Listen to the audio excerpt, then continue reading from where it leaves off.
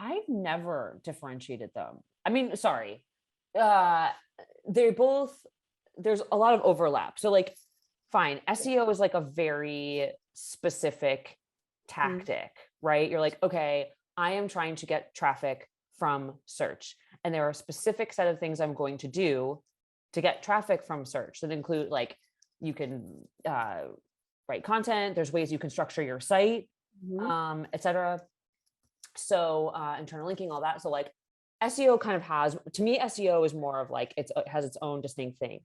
But part of how you execute on search is through the things that you do in content marketing. And so I'm like, well, I don't know. I don't know if I can think of off the top of my head a content marketing strategy that does not in some way involve search, which is why I don't necessarily differentiate, or they are different, but like they're still kind of together, like they're always together. Do you know what I mean? Like, I understand, but my point is the following. Sometimes, and that's one of the problem, that might be an answer also to the problems related to search and the way Google is involving and search intent and all those things. I had a conversation with Andy Crostodina, and he had this very, I don't know how to say that in English, pedagogic, no, very oh, pedagogic. Yeah, yeah, yeah. yeah, structured way to explain that SEO is one of the three ways to promote content. One of the most important one probably because everybody search, but that's just one way to promote content. The problem with that is that at some point, um, when everybody's searching for the same keywords and topic, you don't have many options. Either you niche down and niche down and niche down even better, but you're going to have the same problem at some point. Or you just do, as Rand Fishkin sometimes recommended also, you just create your own brand and forget about all those stuff. But at the end of the day, when someone is coming to tell you, I want to do content marketing, the first thing people are going to tell him is say, okay, what are your keywords? And let's start to make a competitor's benchmark to see where you have your chance or not.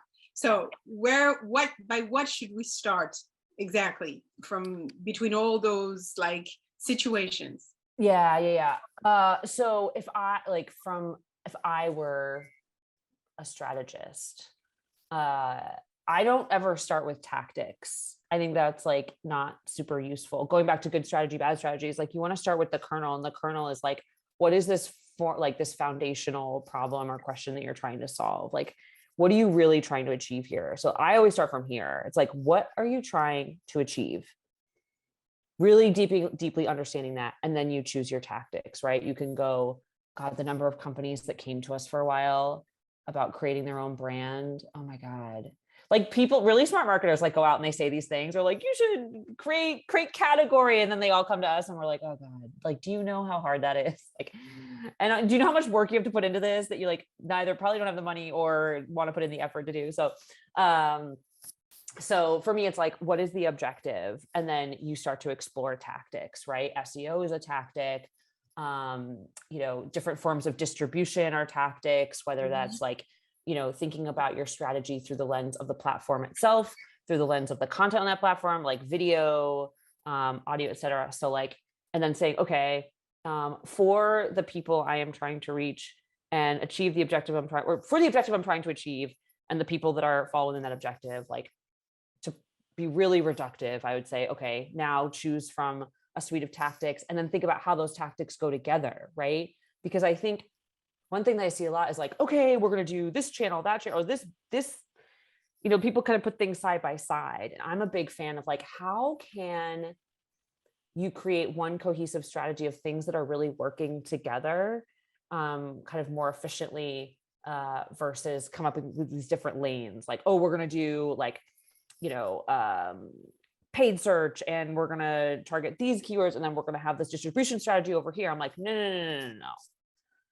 Let's create a community and find out where your community lives and figure out how you're going to reach them in the different places where they are. Right. I think that's a better way to think about it than like, over segmenting your tactics. But how do you create a community at some point if you don't start with a content, any type of content. I don't know, a wow effect content or a big buzzing content. I don't know. How do you start a community with no content? I feel my point is, I feel that at some point we always landing on the same issue, is how do we articulate content marketing and SEO? And to go deeper into it, it feels like when you search about it precisely, that the only answer is, oh, it's simple to fit into search intent. Now you do topic clusters, you do pillar page, and you do a content hub if you really have good stuff to offer. Okay, is this the only way to articulate content marketing and SEO as a real efficient ROI driven content strategy? No. And I think that those things that you're talking about, people should still do regardless of how difficult it is or competitive search is, right? Like, I think we talked about this in a blog post once about, like, I forget how we phrased it, but it's like, it's not content first, then distribution plan, right? It's like, you should be thinking with the distribution channel in mind. I would say the same applies as, like, if you're a company trying to build community or build a brand or get customers, whatever, I do think you need those pillar pieces, those clusters, just to, like, let people know when they land on your site, like, hey, this is what we're experts in. We've thought about it deeply. Like, here's how we can guide you. But if you think like, okay, well, now I created that and I'm going to move on to something different. What I'm talking about with merging is saying, like, okay, well, how can you reuse that content over and over again? Can you take parts of what you wrote and boil it down into a series of tweet storms that you get someone at your company who's got a big following to start publishing? Or we built a brand around Matt Patterson at Help Scout. Like, we built a whole, like, he had a strong following in the customer service industry. He'd been in it years. People loved him. So, like, we put his face on, he started a video series. Like, things were coming from Matt Patterson because people were like, I love Matt Patterson. Right.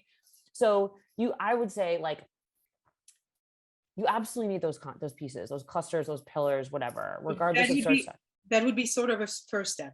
Yeah. And then you're like, but how can you reuse it in different ways to, like, test out other things? Yeah. Can you take it for a video? Can you spin it into a webinar? Can you pitch it as a series when you want to getting guests on podcasts? Right. And so, I think it's more about the idea or the concept. It's like, okay, what is the concept we're trying to spread out? And then, like, when you talk about content clusters, right? It's like, okay, you've got this piece and then you've got all these spokes, right? So you've got the piece on the main character and you got all these things connected to it. What if you thought about your strategy that way? You're like, okay, I have this concept I want to spread, and that's how I want to build that is my strategy for building this brand. It's like, if I can unify everyone around this concept, then I'm going to achieve all of, whatever my objective is. Great. Concept includes piece of content, other, et cetera, et cetera. And, that's kind of how I would approach it.